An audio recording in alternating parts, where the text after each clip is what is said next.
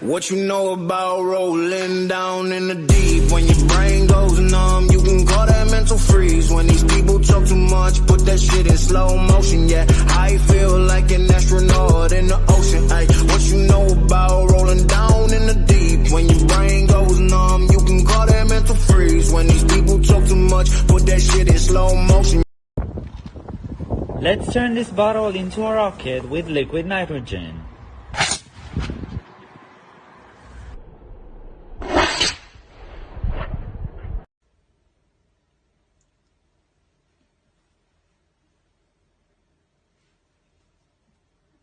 Hi, I'm Magician Paul Weatherby, and in this tutorial I'm going to talk to you briefly about using invisible thread.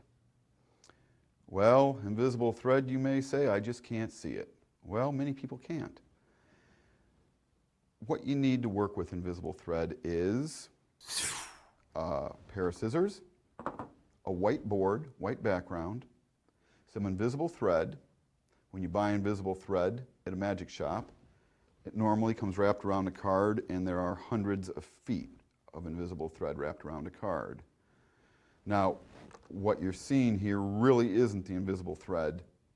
Well, you are seeing it, but I'm going to get to the invisible part in just a moment. You'll also need some tape. Pull off a piece of tape, roll it into a little loop, set it aside on your board. Next,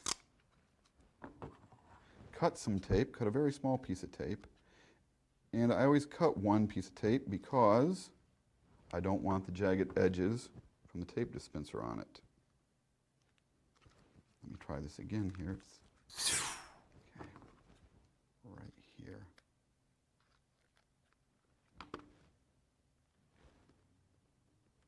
Okay, now back to the invisible thread. Like I said, this is the invisible thread. It's not really invisible, you say. Well, the thing about it is, when you buy invisible thread, there's usually about 100 strands in one piece of thread, piece of thread. You just have to strip out one little tiny strand, which is very hard to do. When you're doing this, it's best to do it in some really strong light. After you get one strand of the invisible thread, which is another reason why you're using a white board or white background to do this on. Find an end of the invisible thread, wrap it around your loop of tape, and then fold the loop over onto the thread. That will hold it in place, and it will also be your anchor point. Stick it to the board and strip the rest of the thread from the one strand. It's a very delicate thing to do. You don't want to just yank, or you'll break the invisible thread. As you go along, kind of pull the thread like this, and once you find the end of the thread, wrap it around the little piece of tape a few times, like that, and then you can anchor this to whatever you want to float. For example, if you're using a card, I would stick it right in the center of the card, right where the little dot is on a bicycle card. Just like this. And there you have it. And you could also anchor it to a coin or any other thing that you wish to float, like I said.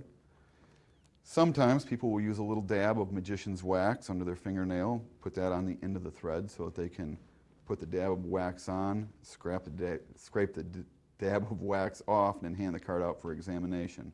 Most of the times, though, I just prefer using tape and a pair of scissors for my invisible thread. I hope these pointers are helpful for you. Check out my website, weatherbymagic.com. In the meantime, rock on and keep your magic strong.